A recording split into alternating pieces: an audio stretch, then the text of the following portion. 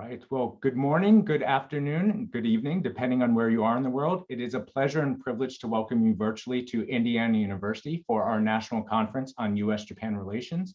My name is Adam Liff, and I'm the director of the 21st Century Japan Politics and Society Initiative here at our Hamilton Lugar School of Global and International Studies. For those of you joining us for the first time, welcome. Our mission here at 21JPSI is to support research, teaching, and programming on contemporary Japanese politics, social issues, and international relations, and to serve as a Midwestern hub for the study of contemporary Japan and its domestic and foreign policy challenges. Since our establishment in 2018, we have undertaken a number of initiatives, including launching a multidisciplinary speaker series, public conferences on U.S.-Japan relations like this one today. We've launched 4 new courses for students on contemporary Japan. We also host academic manuscript workshops to support social science research with US and Japanese scholars. We also provide grants to fund IU faculty research travel. So please check out our website to learn more about 21JPSI and for more information on upcoming events.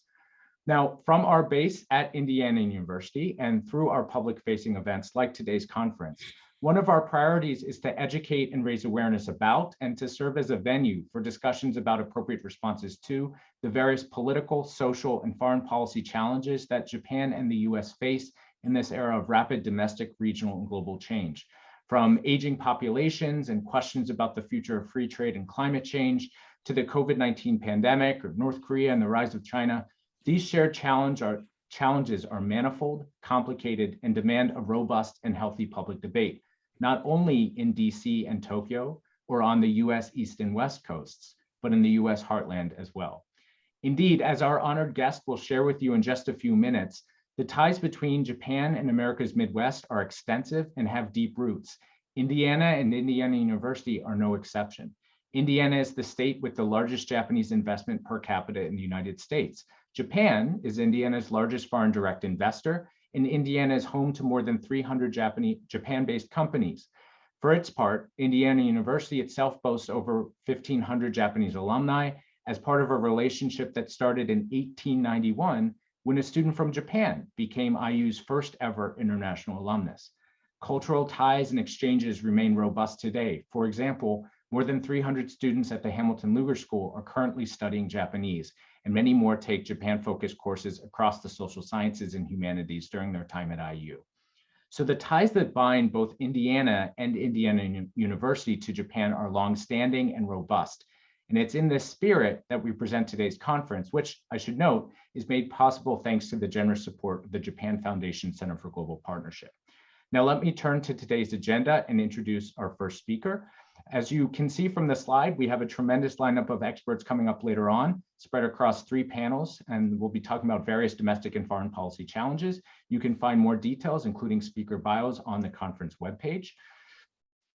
But before we start our panel discussions, I have the distinct honor of introducing Mr. Hiroshi Tajima, the Consul-General of Japan in Chicago, who will offer some introductory remarks to kick off our conference.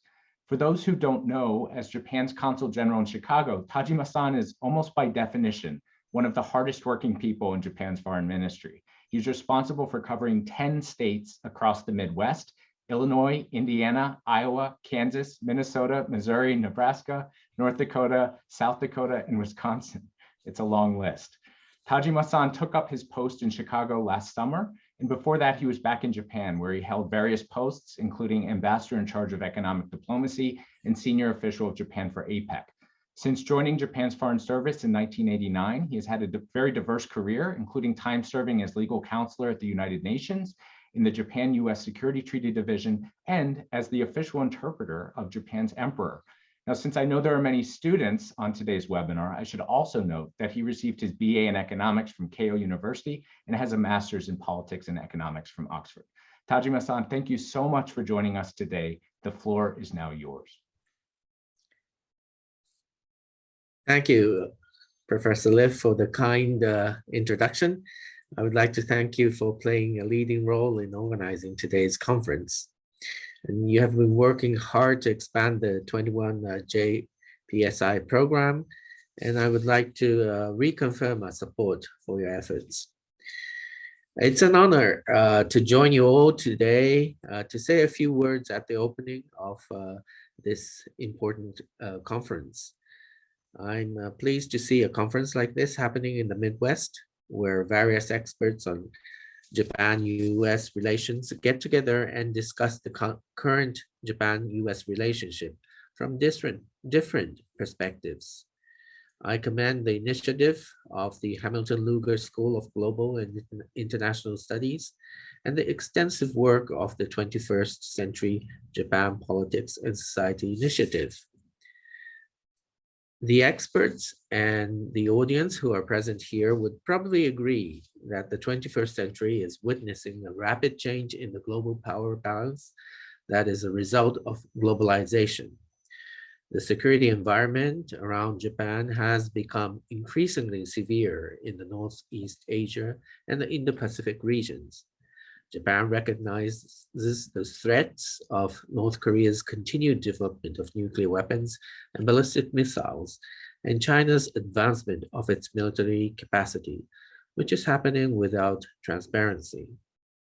Furthermore, transnational threats have grown more serious because of technological progress. We have seen a significant and concerning increase in international terrorism and cyber attacks. The situation is constantly changing and is alarmingly fragile. It requires nations such as Japan and the US to commit themselves to a strong partnership and to promote a peaceful and free world. The alliance between Japan and the United States has been Japan's most important asset. Amid the current security environment, I cannot emphasize enough the alliance's strategic value. Japan and the US should continue to strengthen our relationship, building on what we have established and bringing our global allies together under fair and democratic rule. I would like to touch upon one of the key issues of today's conference, a free and open Indo-Pacific, FOIP in short. The government of Japan has been promoting FOIP, a vision for ensuring peace and prosperity in the Indo-Pacific region. The vision of FOIP, which is to develop a free and open Indo-Pacific region as international public goods by ensuring a rule-based international order in a comprehensive, inclusive, and transparent manner, has crucial importance to the region as well as to the international society as a whole. Rule-based international order is also essential from the economic perspective. As Professor Liff introduced me, before I took this post, I worked as the representative of Japan to APEC.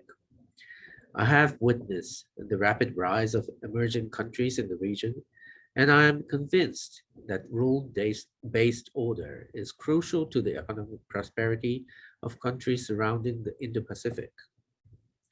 Pursuing free, open, interconnected economies ensure the flow of trade and investment, people, and goods.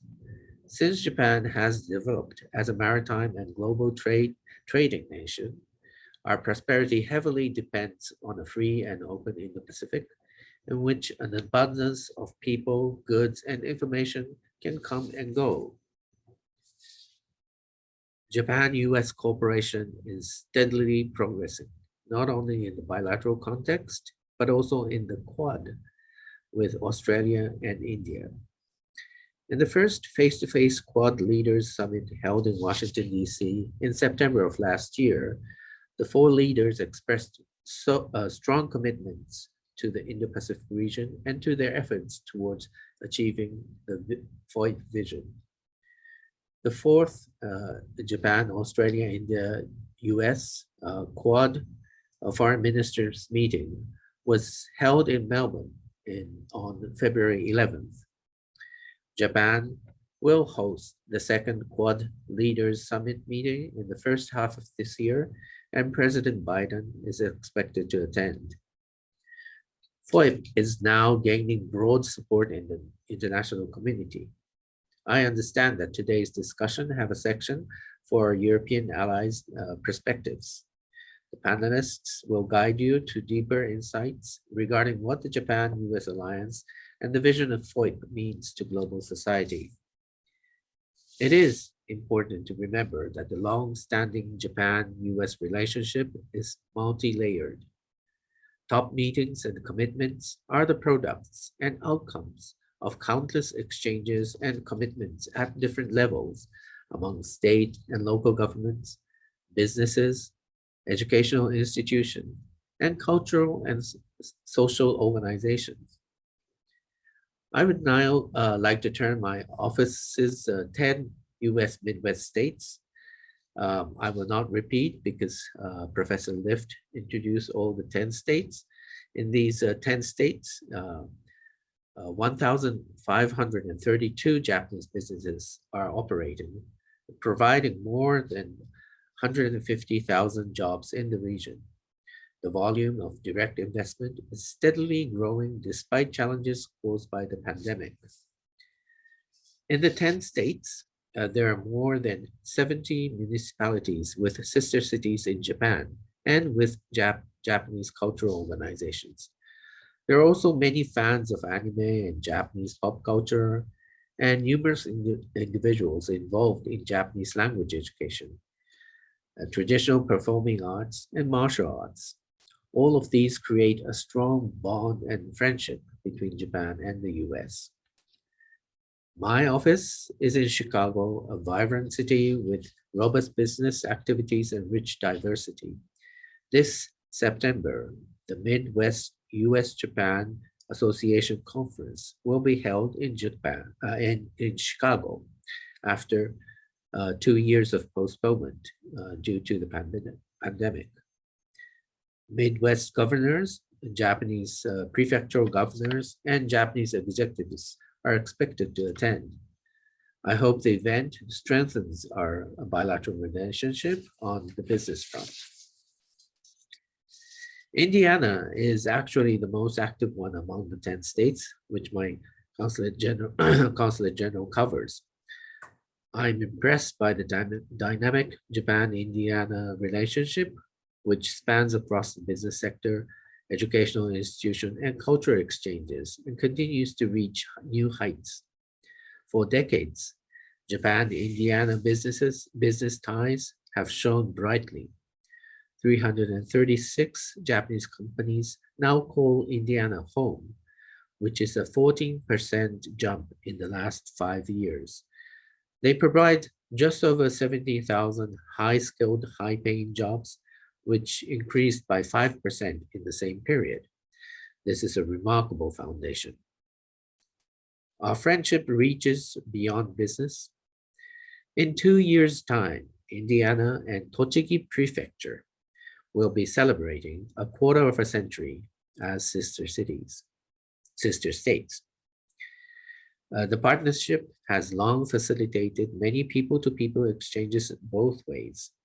Indiana students can learn the Japanese language at your colleges, universities, and high schools.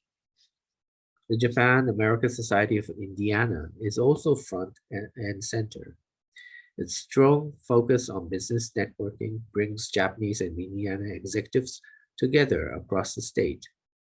And last but not least, we have the Hamilton Lugar School of Global International Studies hosting this conference, which provides a great opportunity to acknowledge and discover that our everyday exchanges, friendships, and two-way learning are the source of the deep trust and confidence between Japan and the US. Today's conference also focuses on the domestic issues that affects our relationship. Although our social economic structure and cultural heritage differ, we have been successfully working together to tackle the same challenges towards shared common goals and values. I believe that learning and understanding always bring better solutions, and I hope today's conference will be such an opportunity. Thank you very much for listening. Thank you very much, Tajima-san. It's such an honor to have you open up our conference. Though since moving the conference online, the makeup of our audience has become truly global. I think your remarks provide a very important reminder to all our students and listeners across the US and the world about not only the importance of the US-Japan relationship writ large, but also the importance of Japan to local communities and to the US Midwest, and of the Midwest itself to Japan, and the importance of the individual people and relationships at the heart of these larger relationships. So thank you very much. I regret, again, as I told you before we started broadcasting, that we're not able to host you in person at this time as we had originally hoped, but I sincerely hope we can welcome you to Indiana University for an event and hopefully some student engagement this coming fall. I'll actually be teaching my course on Japanese foreign policy next semester, and I'm sure my students would really enjoy meeting and engaging with you on that. So I'll be in touch with your colleagues about that and look forward to seeing you again soon. So take care and goodbye. Thank you very much. Thank you. Bye. Bye. All right. Well, folks, it's time to kick off the first of our three panels. As you can see from the splash slide, we are covering a lot of ground today. First, we'll have a panel focused on the U.S.-Japan alliance and contemporary foreign policy challenges at 12:10 local time, Eastern time, same as DC and New York for those of our international guests. We'll have a panel focused on U.S. allies' perspectives on U.S.-Japan relations in Northeast Asia today. So getting a sense of how experts on countries outside the United States and Japan are looking at this relationship and recent developments in Northeast Asia. And then finally, we'll have a third panel focused primarily on shared domestic policy challenges for the U.S. and Japan. So please stick around for any or all of those, and we'll now begin our first panel. Since I will be speaking on our first panel, what I'd like to do is turn our moderating duties over to my Hamilton Lugar School colleague, Wendy Leutert, who has kindly agreed to be the showrunner on panel one. So we'll start a couple minutes early, I guess, if that's okay. Wendy, over to you. Hi, everyone. Good morning, good afternoon, and good evening. Thank you for joining us for our first panel, which is titled The U.S.-Japan Alliance and Contemporary Foreign Policy Challenges in East Asia and Beyond. My name is Wendy Leutert, and I am an assistant professor at Indiana University, Hamilton Lugar School, and a faculty affiliate of 21 JPSI. I'll be moderating today's discussion, in which we are privileged to have four distinguished speakers. The first, Jeffrey Hornung, is senior political scientist at the RAND Corporation.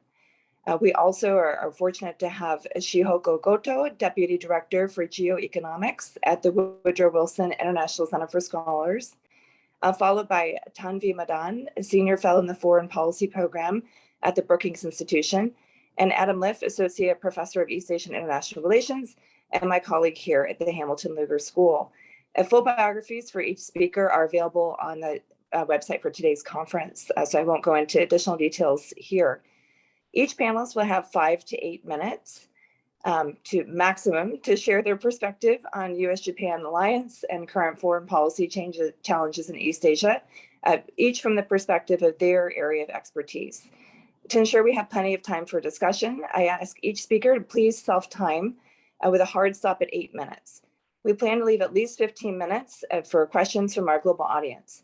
Now, if you do have a question, please submit it at any time during the event using the Q&A function at the bottom of your screen. We're looking forward to a lively conversation, and the speakers will be doing their best to address as many of your questions as possible. Speaking first is Jeffrey Hornung. He will be followed by Shihoko Goto, Tanvi Madan, and Adam Liff in that order. Jeffrey, welcome. The floor is yours. Thank you so much. And I want to begin by thanking Adam for putting together this wonderful conference. As a Midwesterner born and raised, yeah, I applaud Indiana University for hosting a topic such as this. So let me get right into it, understanding time limitations here. One notable thing about the Indo-Pacific region, and specifically about Northeast Asia, is that the security trends tend to remain largely the same. What I mean by that is that China and North Korea, they continue to be provocative in their actions, whether that be China sending airplanes or ships close to neighbors' territory, or missile tests by North Korea that fly in and above the Sea of Japan. And of course, relations across the Taiwan Strait continue to be tense. That doesn't mean that things haven't gotten worse or haven't gotten more intense. It's just that the overall trends that we see have pretty much stayed the same. And these continuing trends will put into sharp focus and lend support for a few security-related initiatives that Japan is undertaking this year, all of which that are closely intertwined with one another. The biggest one to watch will be Japan's rewriting of its first and only national security strategy, as well as two other related strategic documents, the National Defense Program Guidelines and the Medium-Term Defense Program. But let me focus on the national security strategy. Japan's first and only national security strategy was written in 2013, and it focused primarily on traditional security threats. While the threats Japan faces have not changed dramatically, provocations against and near Japan have grown worse in subsequent years. For example, there's been a noticeable uptick of Chinese activity around the Senkaku Islands that does not reach the threshold of war, but still is provocative and could lead to unintended conflict. And while activities like these were considered 10 years ago, Chinese activities have grown considerably since then. The same is true of North Korea's nuclear and missile program. While North Korea tested its first nuke in 2006, in subsequent years it has tested 5 more. And North Korea's current leader has also launched more missiles into the region than his father and grandfather combined.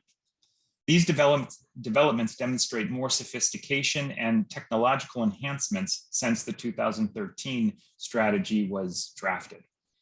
And with both China and North Korea compared to 2013, there is a heightened concern about threats posed in other domains such as space and cyber.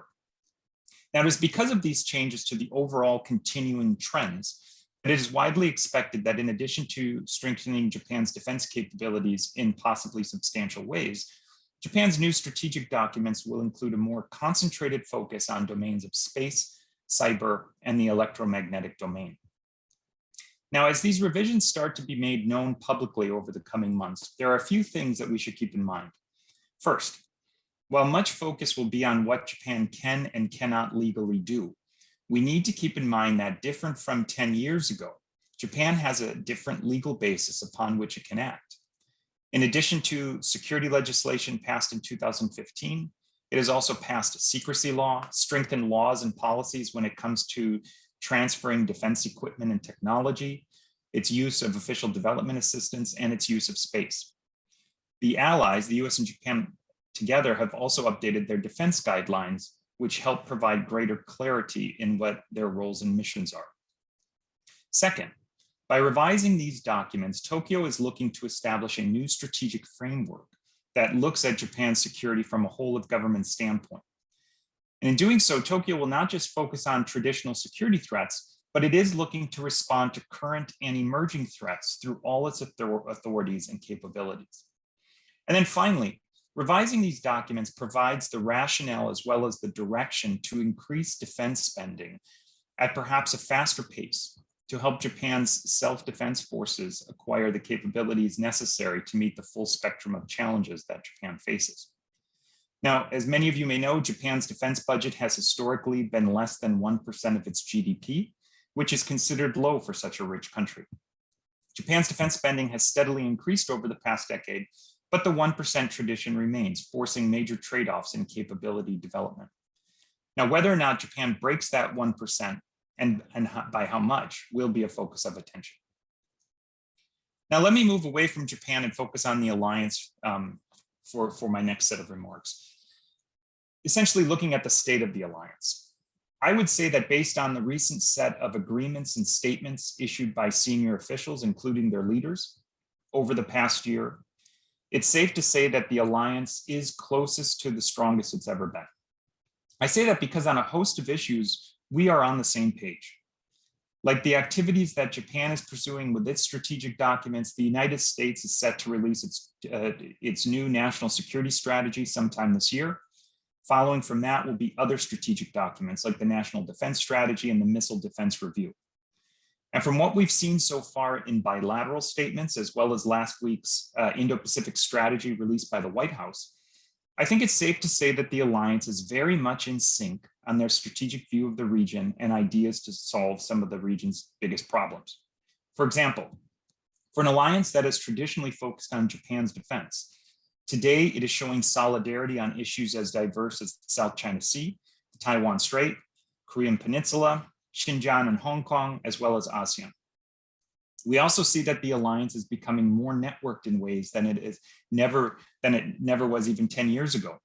We see that the alliance is doing more with the Quad countries, with Australia in particular, and with key European partners, which we'll hear from in the next panel. Finally, there are several areas where the alliance has agreed to cooperate moving forward as a means to strengthen their defense efforts. This includes things like bilateral planning for contingencies, increasing the joint use of military bases, and working on making their military training and exercise more realistic. Now, while the broad areas of synergy are positive for the alliance, I think the one area to watch over the coming year for possible friction will be discussions related to Japan's relations with South Korea and domestic discussions in Japan regarding the possible acquisition of ground-based missile counterstrike capability. The recent uptick in North Korean activity that I referenced at the beginning of my remarks has reminded us of the importance of Japan and South Korea's security cooperation, something that unfortunately is sorely lacking. The issue of Japan-South Korea relations is a complex one that I cannot give justice to in my remaining minute. But issues related to history continue to hamper closer security ties. The United States, as formal allies to both of these countries, has been pushing for closer ties between its allies with limited success.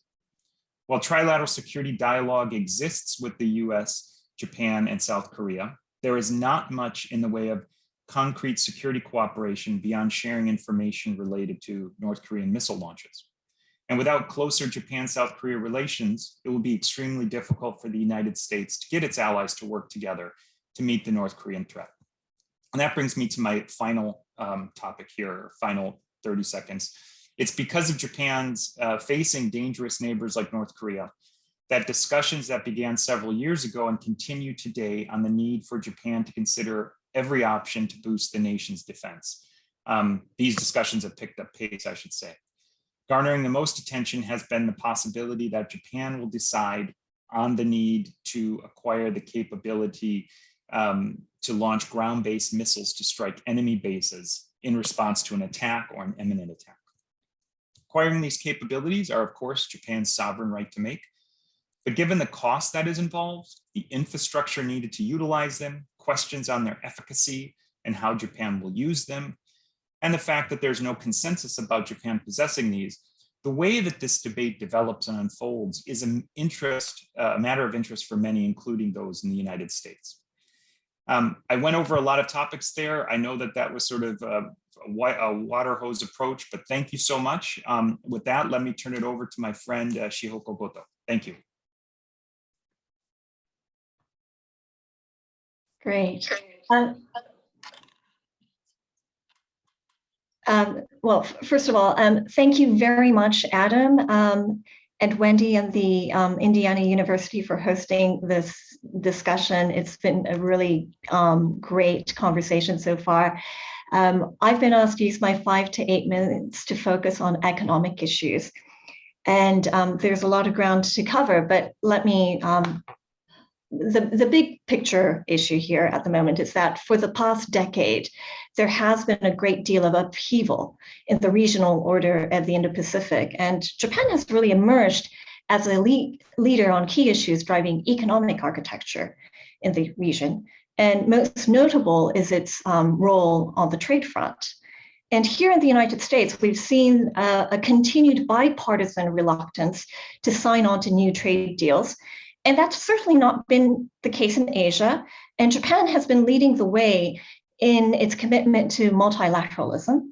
And most notably, Tokyo has not only kept the TPP member countries together after the United States withdrew from the pact 5 years ago, but it's actually been instrumental in allowing it to thrive with the 11 remaining members, with Japan representing the single biggest economy.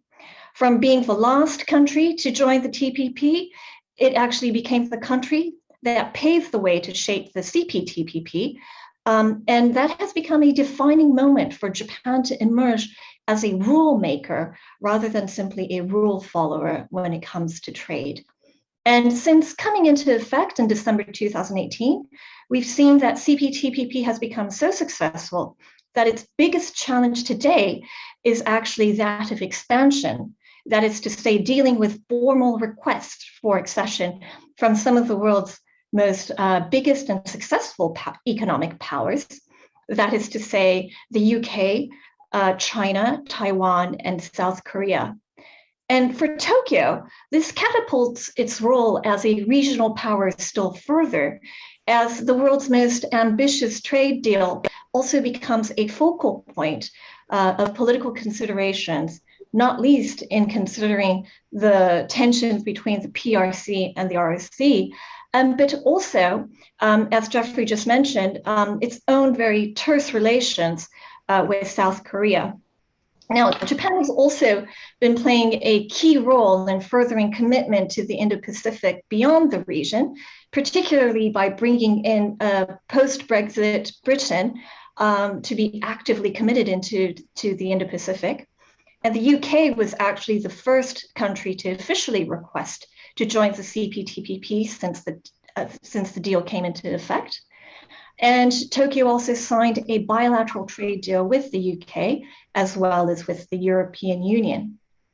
But we also need to bear in mind that COVID has led to massive disruptions to the global economy, not least with border closures, export restrictions, especially on critical supplies.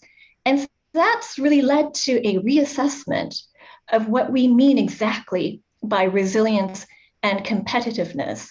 And one of the lasting effects of the pandemic will be to reevaluate national strategies that can balance economic efficiency and cost on the one hand, as well as security considerations on the other. So reducing tariffs and trade barriers is important, of course, but they're no longer the biggest hurdles for sustainable growth, especially within the Indo-Pacific. And as we emerge slowly from the pandemic, and hopefully with the worst of COVID now behind us, there's been much debate about post-pandemic growth models that are centered on reshoring or nearshoring, especially manufacturing bases on technologically critical industries such as semiconductors. And like the United States, Japan is looking to bolster its own manufacturing capabilities in the technology sector, including in semiconductors. Late last year, for instance, we saw that the Taiwanese semiconductor behemoth, TSMC, signed a deal with Sony to build a foundry in Japan to produce the most advanced chips in Japan to date. And that was not simply a coup for Sony, but it's also seen as part of the Japanese government's broader strategy to bolster Japan's economic resilience and to strengthen relations with a trusted partner. This comes at a time when Japan's ties with Taiwan are increasingly important and increasingly defined as one of mutual dependence, not just on the economic front, but also from a security perspective as well. And as we move forward, there will be greater focus on building trust as the foundation for economic relations. Rules for sharing technology and data and shaping the future of digital assets will be where relations built based on trusted partnerships will be critical. And in Japan, we've seen an appointment of a new economic security minister by the Kishida government, and the decision to hold 2+2 talks between foreign and trade ministers of Japan and the United States certainly reflect those new priorities and concerns. So I know there's a lot of other issues that we can cover, but let me stop it there and turn it over back to you, Wendy. Thank you so much. We turn now to Tanvi Madan. Tanvi, the floor is yours. Thanks so much, Wendy, and thanks as well to Adam and the initiative, as well as Rachel for putting this together. And it's always a pleasure to see Shihoko and Jeffrey, and especially nice to be on a panel with them. I was asked to speak about how the U.S., Japan, India, and Australia, so the Quad member states, are seeing the challenge from China in the region and tackling it. I'm going to step back first and just talk about the basis for that cooperation that we are seeing, and it has deepened and broadened, and I expect that to continue this year. What these four countries have is a shared, though not identical, vision for the region, which the Consul-General laid out from the Japanese point of view, but you'd see that as shared by these other three countries as well. All of them see a broad interconnected region in the Indo-Pacific. They agree on what they do want to see, which is a region that is rules-based, that has a rules-based order, that's free, open, inclusive, secure, prosperous. But they also agree on what they don't want to see, which is a unipolar Asia dominated by China.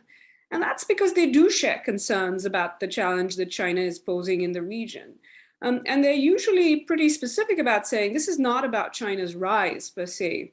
It is about kind of China's growing capabilities in conjunction with its destabilizing behavior in the region recently. All four see it as challenging rules, laws, and norms globally, but particularly in the region, including freedom of navigation.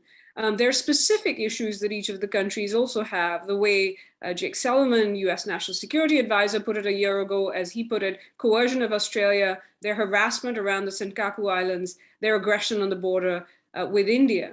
There is also a range of kind of economic challenges that each country thinks China poses, including lack of reciprocity and transparency, the use of economic instruments to shape countries in the region's strategic and political choices. Also a range of technology concerns, including very explicitly, that has been mentioned publicly, cyber attacks in all countries. And then there are some ideological concerns that the countries share, but I'll come back to that because I do think there's some differences on this kind of specific nature and emphasis on that question. This kind of shared vision of the region, the shared view of the challenge in the region, and they do think that there are other challenges as well. So China's behavior not being the only challenge, and those include things like COVID and climate change. But in terms of kind of this driving challenge that has led them to intensify their cooperation, I think that each is taking, in terms of their approach, each is taking unilateral steps, particularly in terms of building capabilities. But there is also recognition, I think, amongst all four countries that they can't and don't want to tackle this challenge that they believe China poses on their own.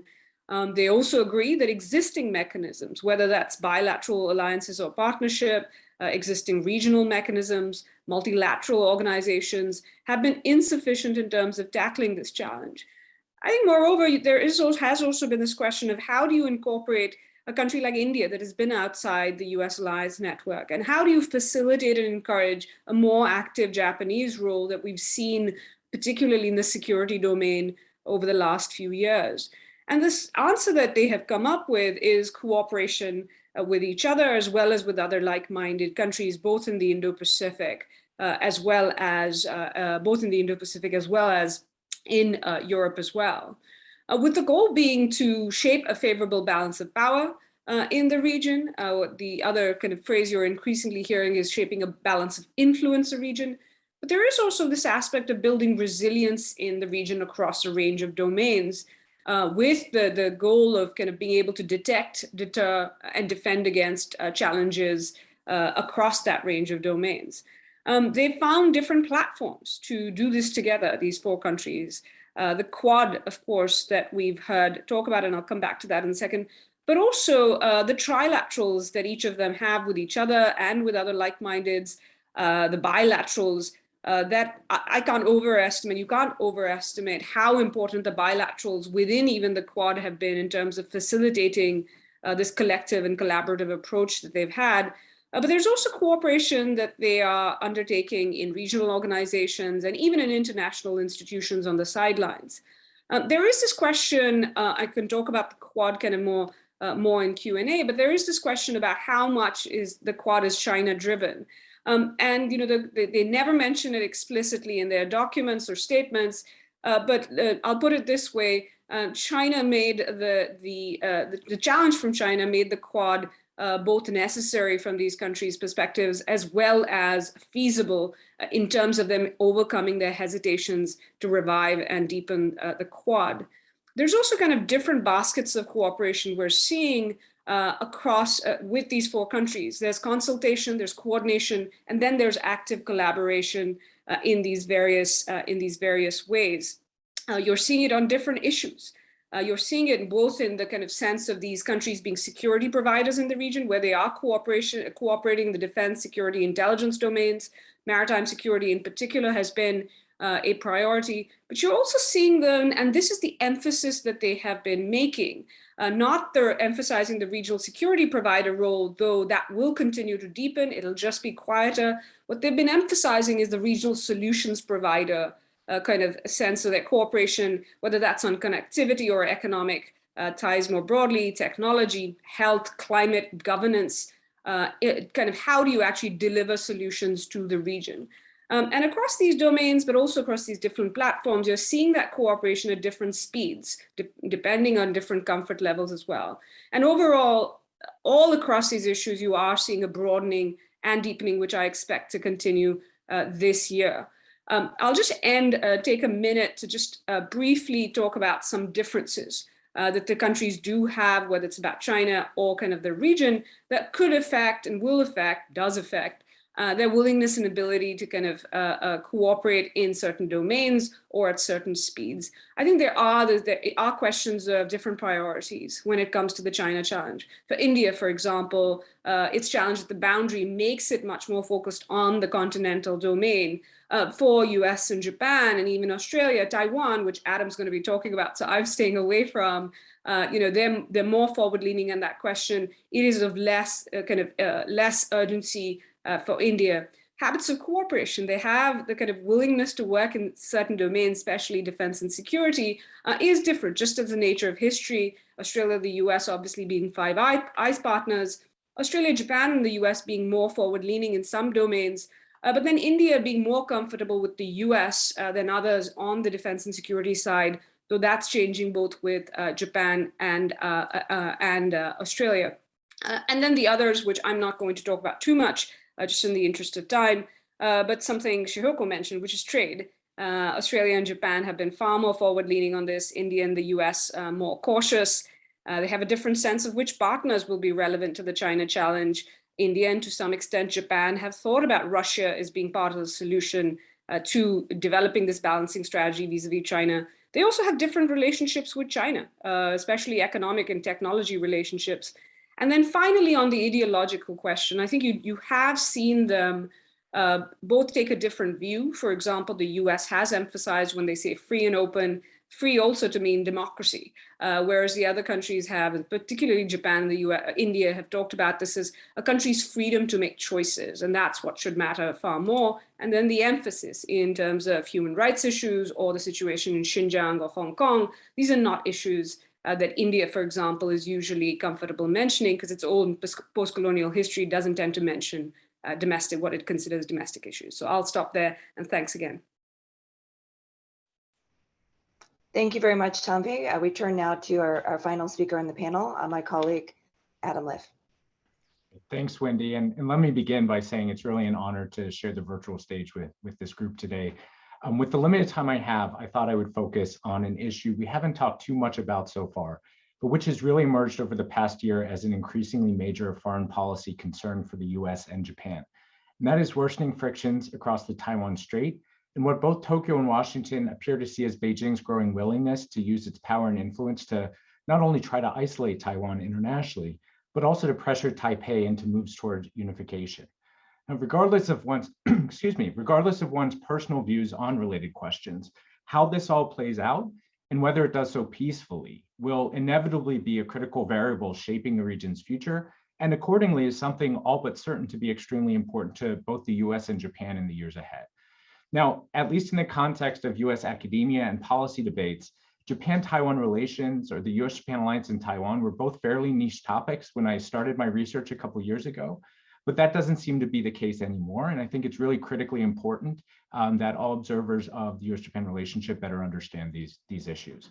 Indeed, real-world developments in 2021 alone made prospects for enhanced US-Japan cooperation with and in support of Taiwan front burner policy concerns for Tokyo and Washington. And thinking ahead to our next panel, I'd also note that a lot of the deepening of global concerns about Taiwan seen in many democratic capitals over the past year, especially in Europe, can be traced in no small part back to US and Japanese rhetoric and agenda setting at a series of high-level meetings last spring. Now, most famously, of course, there was a surge of global interest when, in their April 2021 summit statement, President Biden and Japan's then Prime Minister Suga highlighted the importance of peace and stability across the Taiwan Strait, and called for a peaceful resolution of cross-strait dispute. This was a very big deal for a number of reasons. One was that it marked the first time a Japanese prime minister had made such a statement at a summit with a US president since 1969.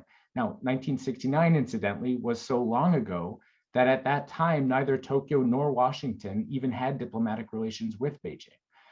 Another thing that was especially significant about the Biden-Suga summit last April was the impact it had on subsequent policy discourse in Tokyo and beyond. The statement's language on the Taiwan Strait focused policymakers in Japan and various other US allies on these issues. The statement proliferated globally, and within just a couple months, most major democratic US allies had publicly signed on to similar or identical language on the Taiwan Strait. In key cases, this marked the first time this had happened, and this was also followed by various symbolic or practical moves to convey support for Taiwan, either at a government or political level or both. And Japan was no exception.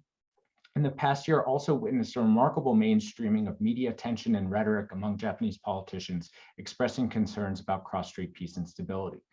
Now, that said, I always feel an obligation to point out that the recent concern about and interest in Taiwan within Japan, including Taiwan's value as a partner, is not something that just abruptly happened last year, even if the sense of urgency or crisis making its way across the Pacific may have focused Japanese media, political, and public attention on it, arguably to an unprecedented degree. For instance, the Allies publicly expressed interest in peace and stability across the Taiwan Strait, reflected in the Biden-Suga summit statement last April, is in fact a longstanding, even if not previously expressed at the summit level, policy position. And for its part, even Japan's 50-year-old official position on Taiwan also calls for the cross-strait dispute to be resolved peacefully. Given Taiwan's democratization and everything that's happened across the Taiwan Strait in the 21st century, including a rapidly changing power balance, that the US and Japan would place a lot of importance on these issues as cross-strait tensions rose shouldn't be too surprising, especially in 2022. After all, even if you leave politics out of it, geographical proximity alone all but ensures that any potential conflict across the Taiwan Strait would inevitably and profoundly affect Japan, the US, and the entire region. For example, Taiwan's eastern coast is only 70 miles from Japan's westernmost islands. Economically, even looking beyond specific technologies like semiconductors and substantial business links, Japan is Taiwan's third largest trading partner, with bilateral trade volume just slightly less than that between Taiwan and the United States. And given that all three have advanced and closely linked economies, to say nothing of their critical roles in supply chains, what happens across the Taiwan Strait is extremely important for Japan and the US and for the economic future of the region as a whole. This is one of many reasons why the prospects for Taiwan's application last year to join the Cptpp, and whether the US continues to remain absent from that agreement, are really critical variables in the future of the regional economy and Taiwan's and the United States' places in it. Then beyond economics, though Japan and Taiwan have not maintained official diplomatic relations since 1972, there are extensive and long-standing ties between Japanese and Taiwanese politicians. These unofficial ties have deepened in recent years and often facilitate practical cooperation. For example, 2021 witnessed high-profile exchanges between politicians to discuss security and economic issues, as well as speeches by leading figures in Japan's LDP, such as former Prime Minister Abe's major December speech to an online audience in Taiwan.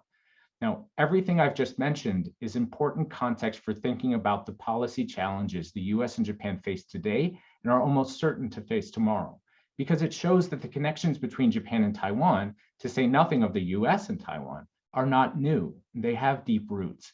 No wonder, therefore, that Japan's foreign ministry for the last several years has officially identified Taiwan as, and I quote, an extremely crucial partner and an important friend with which Japan shares fundamental values such as freedom, democracy, basic human rights, and the rule of law. Now, needless to say, a wealth of evidence makes clear that US leaders across the political spectrum also share these basic views about democratic Taiwan and its importance to the United States. For these reasons, be they geographic, economic, political, security, or otherwise, we've seen a gradual deepening of bilateral and trilateral ties, and seems likely that this trend will continue in the future, even if the US and Japan's official ambiguous positions on Taiwan's status may not themselves change. Now, this recent trend is reflected not only in high-profile political and official rhetoric, but also in practically significant cooperation that doesn't often make global headlines. One important case in point is the Global Cooperation and Training Framework set up by the US and Taiwan in 2015, in which Japan formally joined as its third member in 2019.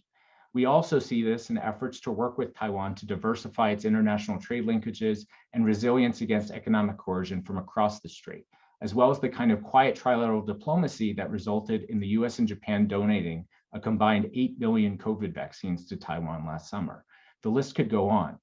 And especially in the COVID era, beginning with the US and Japan, many democratic governments are not just becoming increasingly vocal about the importance of the Taiwan Strait remaining peaceful and stable, but also the importance of treating democratic Taiwan as an extremely important and constructive partner in its own right, a partner that's valuable for tackling a wide array of international and domestic challenges that the US, Japan, Taiwan, and many other countries face. Now, Taiwan's own remarkable success tackling COVID-19 is perhaps the most famous case in point.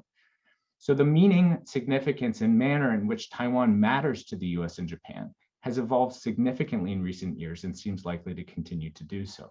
Now, needless to say, peace and stability are the precondition for all of this. And in the years ahead, the deterrence challenge is likely to be profound. And in this regard, the US and Japan are effectively on the front lines. As former Prime Minister Suga said in April 2021, quote, "It is crucial for the US and Japan to link up to maintain deterrence and create an environment for peaceful resolution." And as the US Indo-Pacific strategy released just last week says, the Biden administration, and here I'm quoting again, will work with partners inside and outside of the region to maintain peace and stability in the Taiwan Strait and to ensure an environment in which Taiwan's future is determined peacefully in accordance with the wishes and best interests of Taiwan's people. During his leadership campaign last fall, now Prime Minister Kishida called for robust discussions about a Taiwan contingency, flagged cross-strait dynamics as a major issue for Japanese foreign policy, and called on Japan to tackle related challenges in partnership, not only with its US ally, but also like-minded partners in Asia and Europe.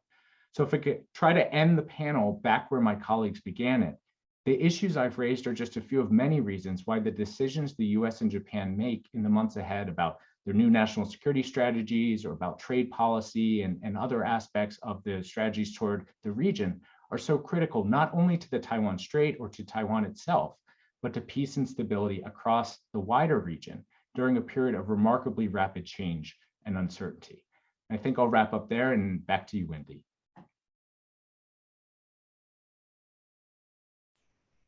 Thank you very much, Adam, and to all of our panelists for their presentations on these critical issues.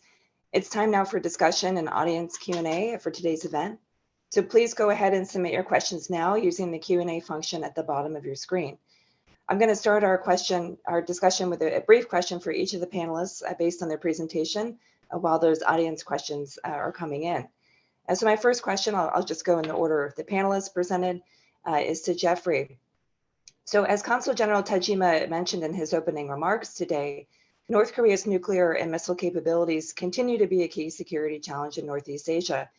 However, some have the impression that relative to this growing threat, North Korea has not been a major focus of the Biden administration during its first year. From your perspective, based in DC, would you say, is that impression accurate? And given current circumstances, what do you think the US and Japan should be talking about now as it concerns North Korea? Thank you.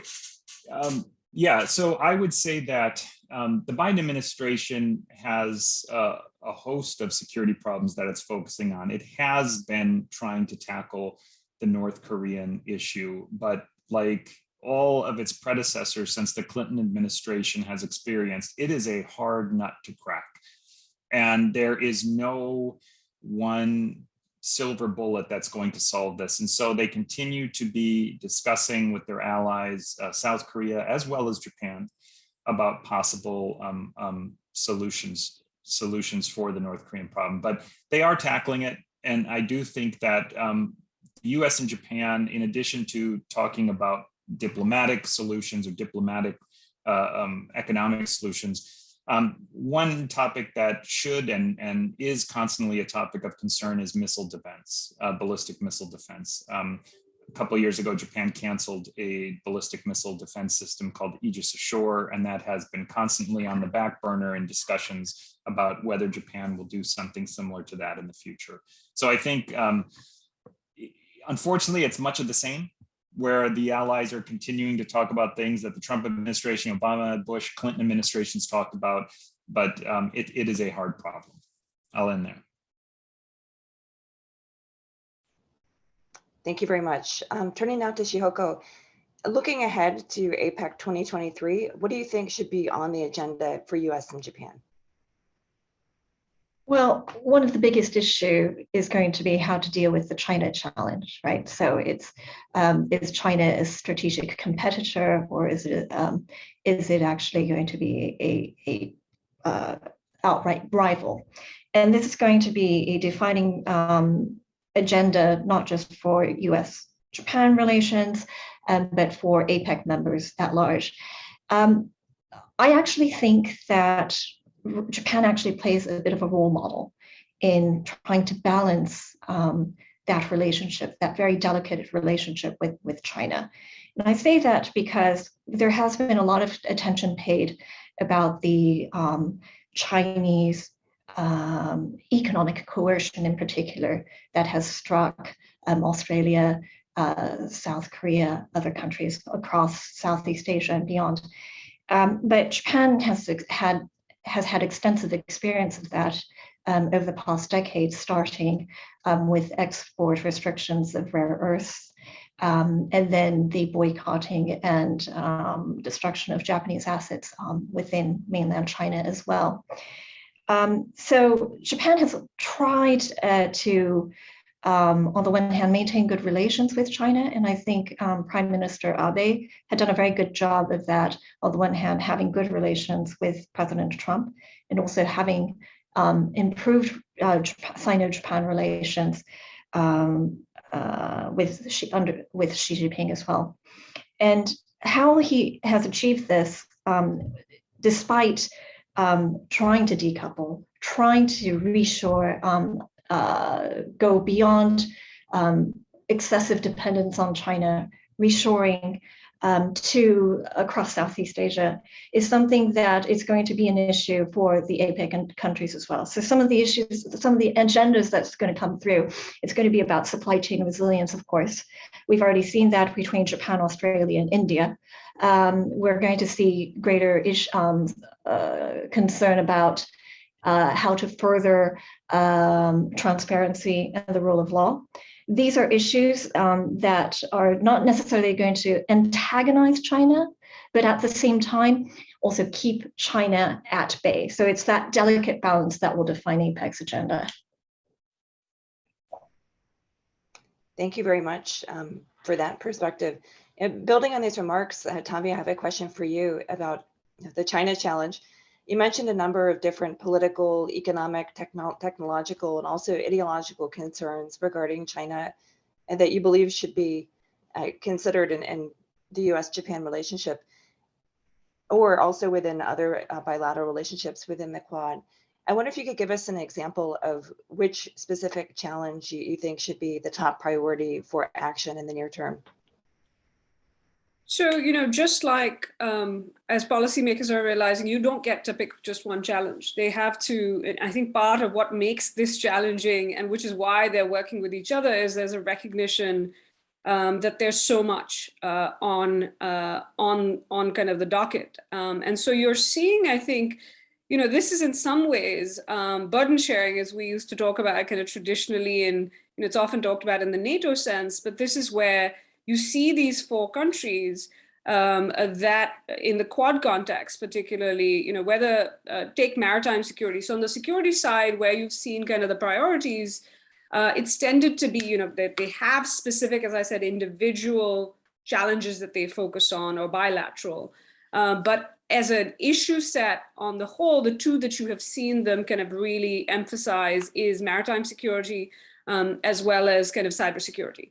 And I think, technological resilience more broadly, as we're seeing it evolve. So I think part of the reason that they're working together is because there isn't, there just isn't one issue that they can prioritize. And I think this comes up in this question that we've seen in kind of recent weeks about, whether the US should kind of, ignore what's happening in Europe and just focus on the Indo-Pacific. Large countries don't have the luxury of being able to pick and choose. You have to, kind of walk and chew gum at the same time. And so I think you've seen on the security side, those two areas. You've seen on kind of, also then be responsive to what the region wants. So you've seen, I think, a global vaccine initiative that, in 2017, when the Quad was revived, this wasn't even an issue. And yet that was the first kind of big project that they chose to do together. And that's, I think, in some ways, it's a way for them to demonstrate, A, that this is not, as China portrays it, an anti-China Asian NATO that will be destabilizing the region. But B, it is responding to regional demands. So that this is the region needs quality vaccines, and these four countries can supply it. And they can do it with complementary strengths, with U.S. technology, Japanese financing, Indian production capacity, and then Australian distribution and last mile delivery capabilities. And so I think I wish I had one, and I'm sure the kind of leaders in all four countries wish there was just one priority issue. But I think you've seen just kind of the sheer nature. And one of the things I think they are, you're seeing them trying to work together on a range of issues, and where they are finding traction, they're deepening that cooperation. Otherwise, they're not doing it in kind of a collective manner as the Quad. Some are going to be better for bilateral or trilateral formats. So yeah, I wish I had an easy answer, but sorry, there isn't one. No easy answers. Well, one more question before we open it up to the audience Q&A. This is for Adam. You discussed over the past year a possible crisis in the Taiwan Strait has become an increasing focus of Japanese policymakers and elites. But could you tell us a little bit more about how the Japanese public is viewing this issue? So I really appreciate that question, Wendy, especially because it's one that's rarely asked. It's very easy to get into the weeds on this, but it's actually an extremely important question and issue. After all, how the Japanese government responds in a crisis will be heavily shaped, though, of course, not necessarily determined by political considerations. But unfortunately, though, I'm afraid it's almost impossible to give an answer that's both intellectually honest and satisfactory, simply because I haven't seen convincing public opinion surveys that really ask how the Japanese public feels about, say, how Japan's government should respond in specific crisis scenarios, which is really what I think most analysts and policymakers want to know. Now, basic issues like how popular Taiwan is in Japan, that's well established.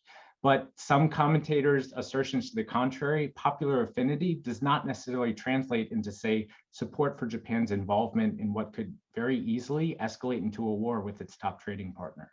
In the few poll questions that I have seen, they try to get at some of the questions related to the Taiwan Strait, but they're really vaguely worded, which leave the takeaway unclear. So for example, the following term is widespread in Japanese public policy discourse about Taiwan or Taiwan Strait: Taiwan contingency, Taiwan Yuji, whether Japan should be involved or should take action. The problem, of course, is that what these words actually mean to different people varies. It's extremely ambiguous. So I can think of at least a dozen different realistic interpretations of what a Taiwan contingency might look like, or a dozen different ways that Japan could take action, right? Some could involve military force, some might not. Some could assume US military involvement, some could not. Some might assume attacks on Japanese territory, some might not. I don't want to belabor the point too much. So suffice it to say that a lot of the claims out there to the contrary, my strong impression is that we really don't know.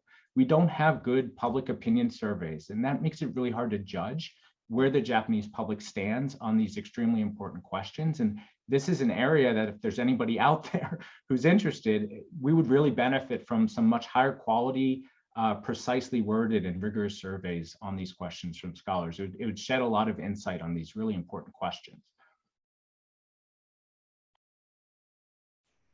Thank you very much, Adam. We're perfectly on time, so we're going to turn now to questions from the audience. So the first question that's come in is from Sean King. And Sean asks, how much can Taiwan's recent lifting of its ban on Japanese food and produce from the 5 prefectures deemed to be affected by the 2011 Fukushima nuclear disaster positively sway Tokyo's views on Taipei's Cptpp bid? So I think this might be a question for Shihoko and Adam, but of course other panelists are welcome to weigh in as well. Yeah, it's a really interesting question because in a nutshell, it's definitely been viewed as a step in the right direction for Tokyo.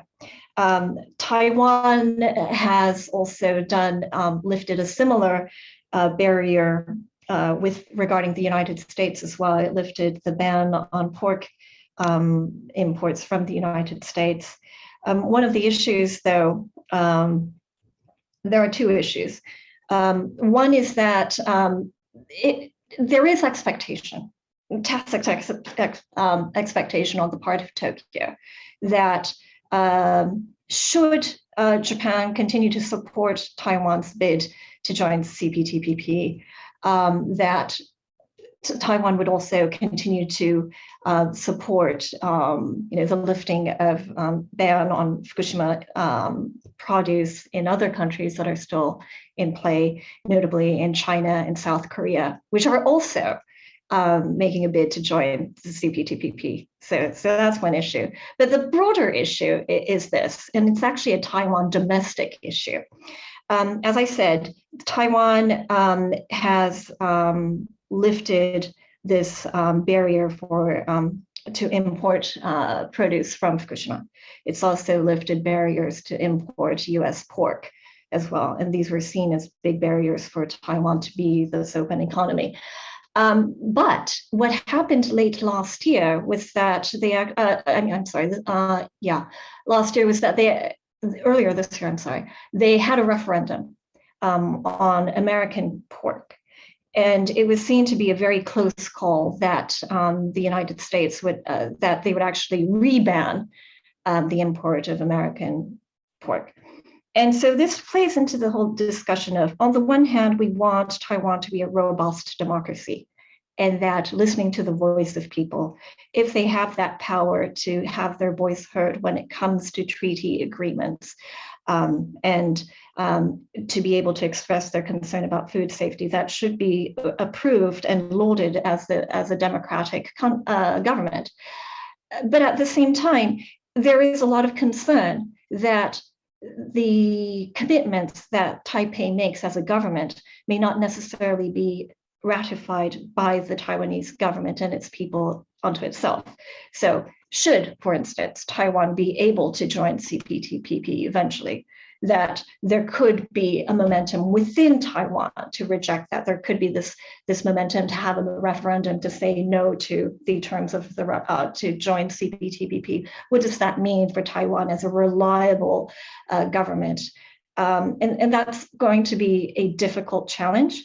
But in answer, a very long-winded question, answer to the initial question about, is this a good thing? Does this push the movement forward for Taiwan to join Cptpp? Definitely, but there's so many other angles, not including the biggest one, of course, which is relations with Beijing. Adam, is there anything you'd like to add? Yeah, thanks, Wendy. I won't add too much, but I published a piece last month, and I was asked to identify kind of the major issues that I'll be paying attention to as it concerns Japan-Taiwan relations this year. And one of the ones I flagged was this question. I've been in a number of meetings over the years where it just is abundantly clear that for many Japanese leaders, this is a major thorn in what is otherwise a very positive bilateral relationship between Taiwan and Japan. And so the fact that Taiwan at least seems to be making moves towards lifting this ban is a move in the right direction. But as Shihoko mentioned, there are also a lot of other potential obstacles in the months ahead, and most notably, as Shihoko also mentioned, right, is that Beijing has also at least indicated that it would be interested in moving forward with Cptpp, although there are a lot of issues to address there. And of course, it opposes Taiwan's involvement. So. Great, thank you. We had a number of questions come in about the current crisis in Ukraine. So I'm just going to combine those into a single question. And these questions centered on the panelists' perspectives on Japan's approach to the current crisis in Ukraine, and wanted to know their view on what diplomatic approach Tokyo should take. And a related question raised was, in the context of U.S.-China rivalry, do you think that developments concerning Ukraine and Russia may affect U.S. commitment in the Asia Pacific? So Jeffrey and Tanvi, if I could ask you to speak to this question, that would be great. Of course, again, other panelists, please feel free to add your perspective as well. Sure. Let me go first. So there is a lot of commentary out there connecting the Ukraine crisis and U.S. commitment there and credibility to the possible Taiwan crisis and U.S. credibility there. I think that sometimes these comparisons are overblown. There are very different operational imperatives and U.S. force posture and historical commitments to Taiwan that are not the same with the Ukraine. That being said, I think from a standpoint of Japan, there are legitimate questions or concerns about if the U.S. does get involved militarily in Europe. Is it stretched too thin, or does that somehow negatively impact its ability if a crisis emerged in East Asia? I think those questions are good ones to ask. I would say that in terms of how the crisis affects Japan or affects the alliance, I think under the Abe administration, there was a big push to try to get a peace treaty with Russia and try to get some solution to the Northern Territories. We don't see that same push so much coming from the Kishida administration. There have been positive signals too that the Kishida administration would be willing to use economic sanctions, something that Japan historically is hesitant to use. I would let Shihoko to speak to that about economic sanctions if she wants to. But one thing to remember here is that, and then I'll wrap up. One thing to remember is that we tend to always focus a lot on the China's threat or China's provocations against Japan. Russia is not innocent here. If you look at the data that comes out from the MOD and the Joint Staff, Russia does engage in its own provocations against Japan, gray zone activity. In fact, just in the last 2 weeks, Russia has deployed its Far Eastern Naval Fleet in full to the East China Sea, or to the Sea of Japan and Sea of Okhotsk, in a very rare manner where you have 24 ships, frigates, subs, destroyers out and about in the waters.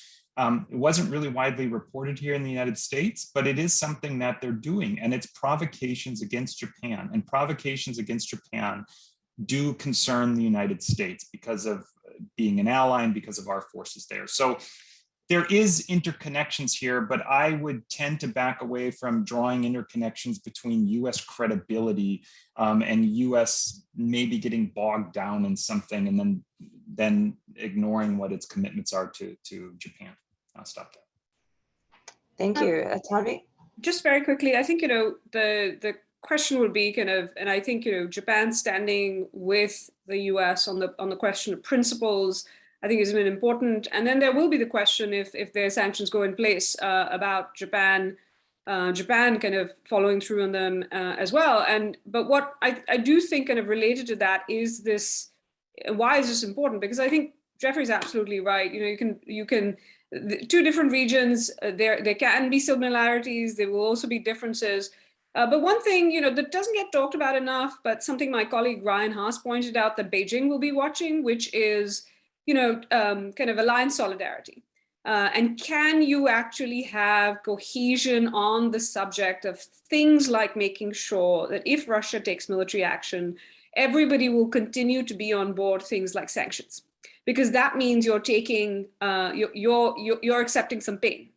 And this question is going to be the case in the Indo-Pacific as well. What will China read about alliance cohesion, partner cohesion, like-minded cohesion in terms of post-Russian, if there's military action, buy-in in terms of sanctions? Because at the end of the day, in fact, especially for European countries, but many in the Indo-Pacific as well, including alliances and partners that are otherwise close, they have even closer economic ties to China. And so if in a Taiwan scenario, part of creating that deterrence is there will be consequences, and there's a sense that Germany's not even willing to ditch Nord Stream 2, can you actually, I think those kind of implications. So I think Japan staying on board will be important, but equally important, that could have implications. Just very quickly, I think one thing that will have implications potentially for Japan is what this does to Russia-China relations. And if this does kind of mean a deepening, and some would argue that we've seen that reflected already in the Russia-China joint statement that came out of the Xi kind of Putin visit. One of the things that was striking to me is not just China endorsing kind of Russia's view on NATO enlargement, but explicitly going after Japan, which I don't think has been done before. We've also seen, Russia increase military deployment on the kind of Kurils. We've seen China-Russia joint military exercises near Japan increase. So, that's something to watch, I think, from a kind of implications for Japan and for U.S.-Japan relations perspective. Thank you very much. I'm going to try to squeeze in one more question. We have a hard stop at noon Eastern Standard Time in the U.S. So we have a question come in from Lynn, who is a student at International Christian University. And Lynn writes, I'm doing research on Japan's strategic partnerships with Southeast Asian countries during the Abe administration between 2012 and 2020. What do you think about the Abe administration's leadership role in Japan's economic and political engagement with Southeast Asian countries? And if I could update that question, if you prefer to speak about the Kishida administration as well. Any thoughts from anyone on the panel? Jeffrey? Very quickly, understanding the time limit here, I would say two things. One, you see a dramatic uptick starting with the Abe administration with security cooperation assistance from Japan to Southeast Asian countries, whether that be patrol ships, whether that be trainers or radar, or even just training sessions with regional militaries and coast guards. That's something that I think is very important to try to build capacity, resiliency, maritime domain awareness.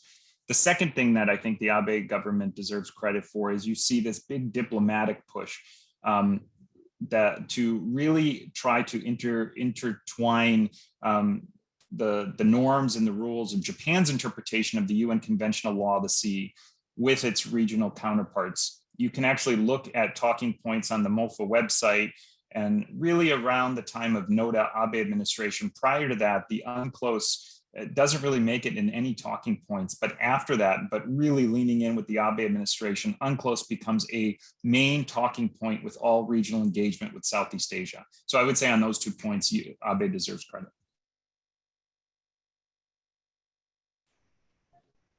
Great. Well, are there any other perspectives from the panelists on this question?